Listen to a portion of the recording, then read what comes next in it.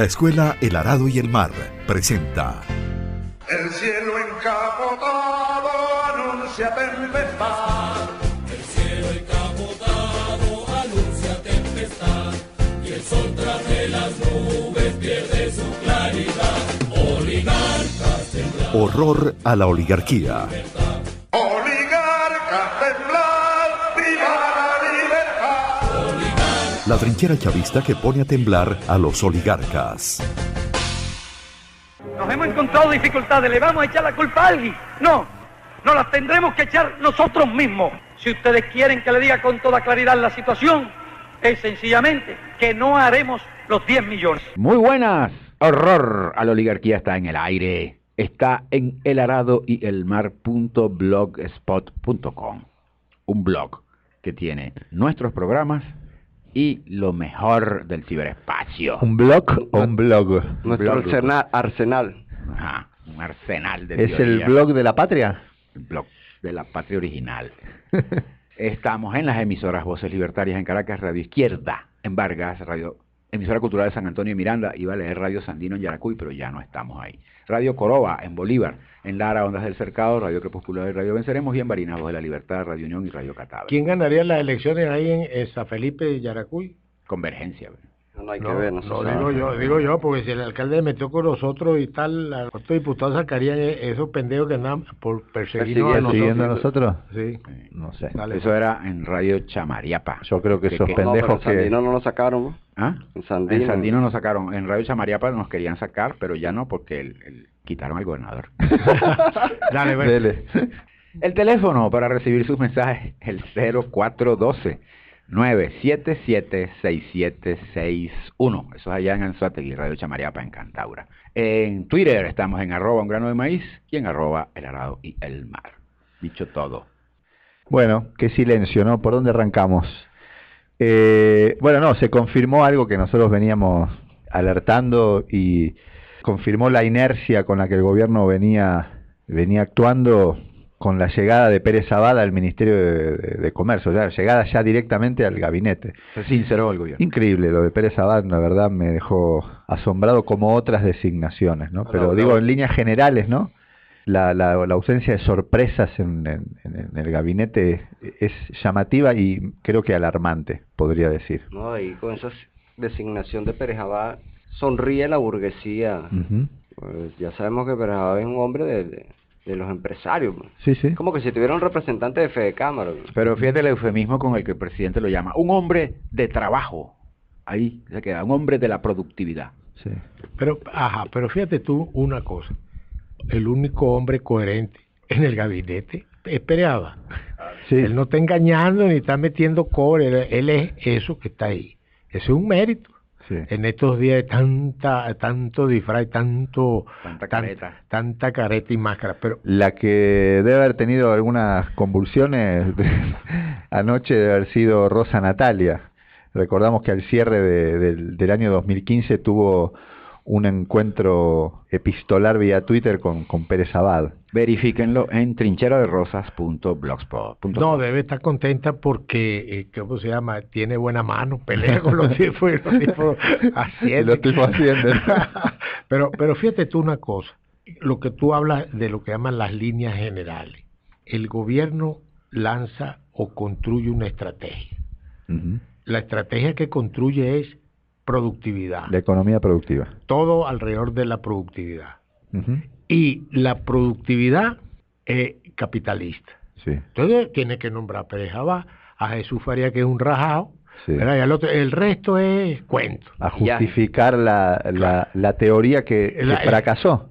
La teoría. Porque Jesús Faría fue uno de los tipos que dirigió la estrategia de la fracaso. alianza con Cisneros y con Mendoza. Entonces, Hay que decirlo así, entonces, claramente. ¿qué es lo que está pasando, señores? En pocas palabras, aunque Saturno me ponga bravo, el gobierno está repitiendo el mismo camino que lo llevó al fracaso del 6. Sí. Entonces, ¿qué viene en el futuro? No hay que ser ningún adivino, viene otro fracaso. Ujú. No van a poder. Ajá, entonces, la poquita plata que hay, ¿para quién va?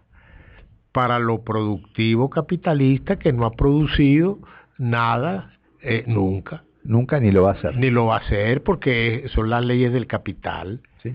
Entonces, olvídense de socialismo y de todo eso. Ahora, ¿qué deja de hacer el gobierno cuando nombra el gabinete? ¿Qué deja de hacer? Deja de atender las áreas prioritarias e importantes, urgentes de este momento que siguen ahí en la columna. Muy bien, vamos entonces con el texto, que está el resto de lo que Toby está asomando aquí en este breve comentario. Humberto, cuando usted lo disponga, texto rojo y subversivo que hemos intitulado Es hora de armar a las fuerzas chavistas. Es notorio el desprecio de la alta dirigencia de este gobierno por el conocimiento, por lo intelectual. Llega a usarse como una ofensa. Es chocante el desprecio por la crítica, instrumento para entender. Es el conocimiento de todos, el saboteo a los intentos de organizar el estudio, la escuela de cuadros del PCV, es algo así como un elefante azul. Bueno, fíjate tú que el jefe de la escuela de cuadros, el último que yo supe era Jesús Faría. Ahora aparece un tendero, un vendedor de vainas.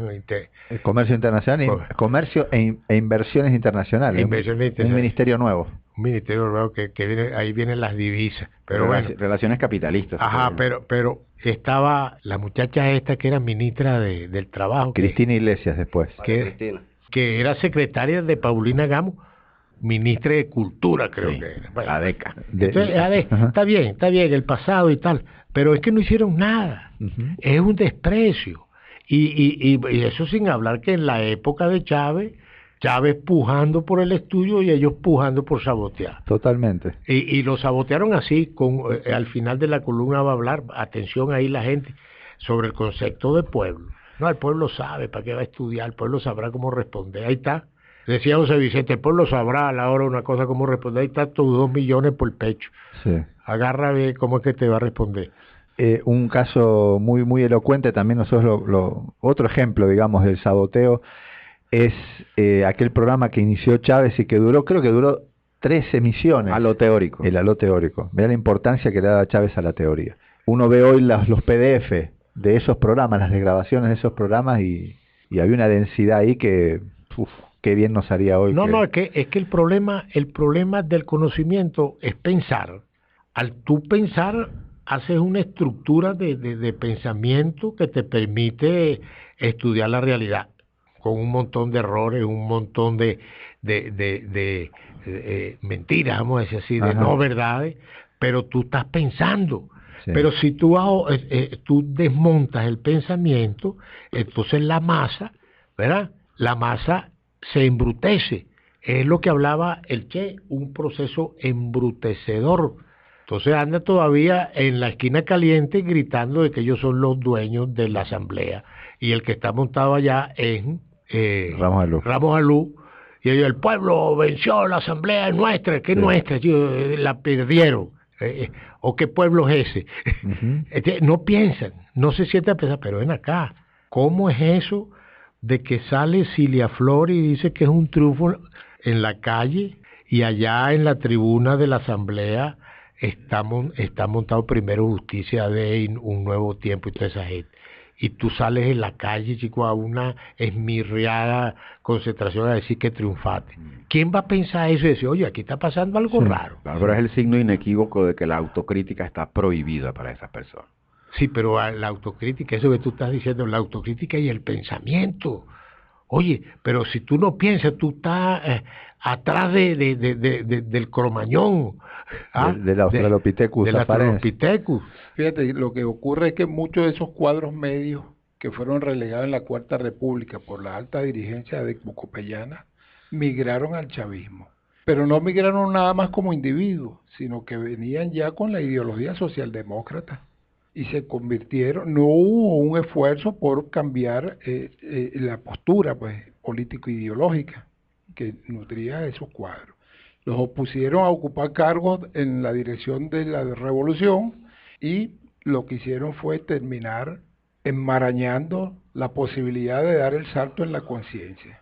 Otro comentario, Bolivia dice, se nos ha dominado más por la ignorancia que por la fuerza. No dijo se nos ha dominado más por la falta de electrodomésticos, de comida, que O la ausencia de elevación de las fuerzas productivas. o por la ausencia de las fuerzas productivas. Señores, la falta de estudio y la no comprensión de los problemas que estamos viviendo hoy nos va a llevar y nos va a conducir a otra derrota más catastrófica de la que ocurrió el 6. Pero es que fíjate tú, los grandes líderes, y es impresionante, son grandes maestros.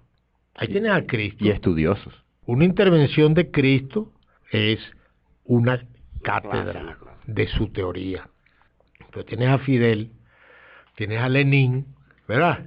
Y tú vienes siguiendo la evolución de Chávez, desde la sinceridad y la transparencia del 4 de febrero hasta la cátedra de la presentación del programa del Plan de la Patria. Del Plan de la Patria, una cosa increíble, donde resume toda una teoría que estos pendejos la quitaron. Sí. Además, Sanguino que dijo que habían adecuado o ajustado el Plan de la Patria. Para hacerlo viable. No fue Aristóbulo ese. No, Aristóbulo dijo eso es mentira. Ah. El vice. Bueno, fíjate tú. Entonces, el líder y la vanguardia estudiosa tiene mucho que ver con el camino de la revolución de que se trate. Pues. Entonces, en esta revolución, el presidente habla mal de los intelectuales. Cuando le conviene reparte un premio, tira 4 pendejeras, pero en el fondo se burlan, lo hacen públicamente, gamelote. Lo desprecian. Desprecian eso. Dígame esta vaina, meten de ministro de Ciencia y Tecnología a una persona que está en desacuerdo de la ciencia de batas blancas, que llaman ellos. Sí. Bueno, fue ministro de Ciencia y Tecnología ya antes, ¿no? Y ya fue antes, por eso digo yo.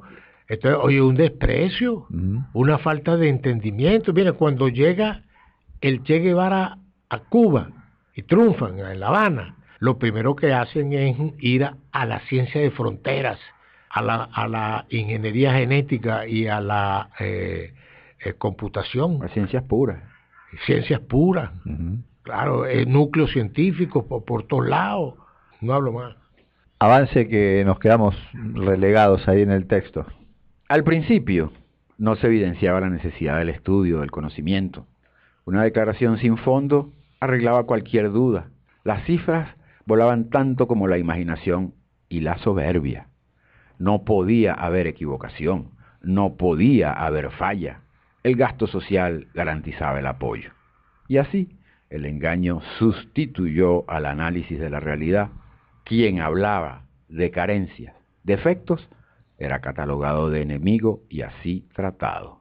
Pero la realidad habló y la crisis se agudizó. La derecha externa agarró poder, obtuvo 2 millones de votos más que el chavismo. Entonces, las frases huecas no sirvieron para explicar. Los intentos quedaban como pérdida de cordura. Se hablaba de un apoyo del pueblo que no se reflejaba en los votos. Al contrario, la derrota era aplastante. Se pregonaba una mayoría circunstancial que solo tenía de circunstancial lo atropellado de la explicación. Se hicieron evidentes las fallas teóricas. Ya las frases hechas, huecas, no ayudaban a comprender los problemas de la realidad. La masa, desarmada, solo tenía al desespero como respuesta. Los brotes de violencia suplieron la falta de argumentos. Las declaraciones destempladas sirvieron para salir del aturdimiento, de la incapacidad de entender y explicar. Así estamos hoy, golpeados y sin saber cómo salir de la miasma. Carecemos de las armas teóricas que nos expliquen la realidad y sin comprenderla no es posible la revolución. No fueron palabras vanas las del clásico que dijo: sin teoría revolucionaria no hay práctica revolucionaria. Nosotros podríamos añadir: sin teoría revolucionaria, las masas son dirigidas por teorías reaccionarias. La revolución es derrotada. Está claro ahí. No hay teoría, no puede haber victoria revolucionaria. Sí. Pero es que nosotros los conceptos básicos los tenemos enredados. Tenemos una cosa que, bueno, nosotros hemos dicho desde hace mucho tiempo que en este equipo aquí, que hablamos de pueblo. Y el concepto pueblo no sirve para entender la realidad. Es un concepto de plastilina. ¿Entiendes? Ahistórico. Ahistórico. No tiene sentido. Y lo usamos. Tanto es así que ahora nos dan ese tremendo batazo por la frente de 2-3 millones de pérdida de votos y no sabemos cómo explicar que lo que llamábamos pueblo nos abandonó. Decimos que no nos abandonó. Entonces, ¿cómo es eso? No, incluso antes de que esa parte del pueblo nos haya abandonado, cuando Fidel le dice a Chávez, en este país no hay 4 millones de oligarcas, le está diciendo justamente eso, de aquel lado también hay pueblo. O sea, los que votaban antes, cuando incluso ganábamos las elecciones cómodamente, eran pueblos, los de aquel lado también. Acá, yo digo lo siguiente, se hace una fuerza por usar ese concepto de pueblo. No, vamos a poner una demagogia. Vamos a poner otro concepto, gente ganada para determinada ideología, listo, conducida por una ideología, ya está. Los que son conducidos por una ideología revolucionaria, eso para no hablar en términos clásicos, ¿verdad? Los proletarios claro. La ideología proletaria, porque como aquí la sociedad es diferentona, pero tú tienes que ver entonces el origen de clase. Oye, eso es otra cosa. Tú tienes que ver cómo es la conducta y la ideología de los marginales, ¿verdad? ¿Qué pasa? Entonces, tú tienes ya un instrumento para explicar la realidad, para intentar explicar la realidad. ¿Qué pasó el 6? ¿Verdad? Que la derecha captó a la masa marginal. Listo. Por ahí empieza una explicación. Totalmente. ¿Es o no es? Usted captó a una masa marginal que ya había sido derechizada por el mismo gobierno. Fíjate tú que da para estudiar, pues, y da para explicar, oye, sí va saliendo la cuestión, pásame. No, y es una masa que carece pues de una ideología revolucionaria, y el papel de los dirigentes nuestros es haber formado a esa masa a través de los medios fundamentalmente, pues, ¿no? Pero entonces ahí entra otro concepto. Fíjate cómo el concepto va generando una teoría, la necesidad de la vanguardia, pero la necesidad de que la masa eleve su capacidad de comprender la teoría que le está viniendo de la vanguardia. Y de sacrificarse a la hora de los hornos. Claro, sí, pero entender. Sí, lo que pasa es que sin vanguardia... Ahorita ¿qué van a hacer? Van a salir a decir que la espada de Bolívar camina por América Latina y que no volverán y tal. Bueno, ¿cuál es la consigna que estamos lanzando? Estos pendejos lanzan una consigna. Productividad con Pérez Jabá. Pendejo. No, y el presidente termina el discurso diciéndole a los ministros que escuchen al pueblo, que es de ahí de donde va a salir la dirección del gobierno. Entonces, ¿para qué los nombra? No, y es una cobardía teórica del presidente. Sí, totalmente. Él debe decir qué es lo que vamos a hacer. Para eso fue electo. Y no lo va a decidir él, lo va a decir Pérez Abad, lo que hay que hacer. Sí. Para que esa teoría... lo va a decir la burguesía. Eso lo va a decir la embajada americana. También. Que la embajada americana está gozando un pullero. Están en un juego de exhibición. ¿Sabes lo que es un juego de exhibición, no? Juega el Inter de Milán contra el no sé qué. Boxeo de sombra. Pues. Sí, boxeo de sombra. El Barcelona y el Real Madrid. Eso es lo que está pasando aquí en el Congreso, un boxeo de sombra. Bueno, remate, Humberto, que ya estamos al filo de la navaja. No vamos a discutir en este trabajo los cambios que hizo el gobierno. Solo diremos que la burguesía sonríe. Queremos enfatizar que las áreas más importantes de la confrontación que asoma en el horizonte, el conocimiento y la espiritualidad, están abandonadas. Solo estamos atendiendo lo material, es decir, estamos cometiendo el mismo error que nos trajo hasta aquí. Es necesario un plan de emergencia, de formación, armar a nuestras filas, a la masa chavista de conocimiento, pasión, herramientas de pensamiento, argumentos, afinar nuestros conceptos. Por ejemplo, ¿a qué nos referimos cuando decimos pueblo? ¿Es el pueblo igual siempre o cambia? Cuando apoya a la MUD es igual a cuando apoya al PSV. ¿Qué cambió? ¿Cómo cambió? ¿De quién es la responsabilidad? Por ejemplo, ¿es la mayoría un criterio de veracidad? ¿Siempre tiene la razón? Cuando Chávez tenía escaso 6%, el 94% restante tenía razón y Chávez estaba equivocado. ¿Por qué la gente no salió el 27 de noviembre ni el 4F, pero sí lo hizo en abril y en diciembre? ¿Qué cambió? ¿Cuál fue el papel de la vanguardia? Estudiar, pensar son tareas indispensables para la batalla que libramos. 0, 4. Saturno. Ahora, todo eso pasa porque nuestros dirigentes recompongan la teoría para que sus acciones incidan directamente en la conciencia de las masas y en la construcción de la vida del socialismo. Pero más que recomponer la teoría es cambiarla, porque lo que los ha guiado es la teoría socialdemócrata. Fíjate una cosa que está ahí, y cómo se va idealizando los conceptos. El 4 de febrero el pueblo no salió a apoyar a Chávez. Y eso no se dice. Ahorita van Alguien dijo... No, lo dijo mismo Chávez, lo dijo. Chávez creo que dijo, el 4 de febrero fue un líder sin pueblo y el 27 de febrero un pueblo sin líder. Sin líder. Grano de maíz. Uh-huh. Y yo recuerdo donde está Jesse Chacón en el Canal 8 y estaba aquel que llamaban... De la franerita rosada. El hombre de la franera de Yaracuy. Un muchacho de Yaracuy llamando, vénganse para acá con palos y tal. No, nadie apoyó. Eso es mentira. Entonces, ¿por qué a veces lo que llaman pueblo sale y a veces no sale? Porque depende de la carga ideológica que lleve, y la carga ideológica depende de la dirección, de la vanguardia. Entonces nosotros tenemos un presidente que en plena crisis de esta que tenemos, ¿verdad?, en pleno combate, el jefe del Estado Mayor dice a los soldados, bueno, pregúntenle a los soldados qué es lo que quieren, de ahí saldrá la verdad. ¿Qué es eso, chico? Desconvoca. Ese es un culto a un fetiche que es el pueblo sin ideología. Sí. El pueblo sin historia, sin dominación. Lucha de clases. Ajá. Y sin ejemplo a los cual imitar. Bueno, dígale, yo creo que debe dedicarle su despedida a Pérez Abad, sin duda. Oligarquía. Ese que pusiste ahí, ¿cómo que se llama? Miguelito, Miki, lo tenemos en la mira. No nos vas a engañar con ese socialismo peorro de ese capitalista sucio.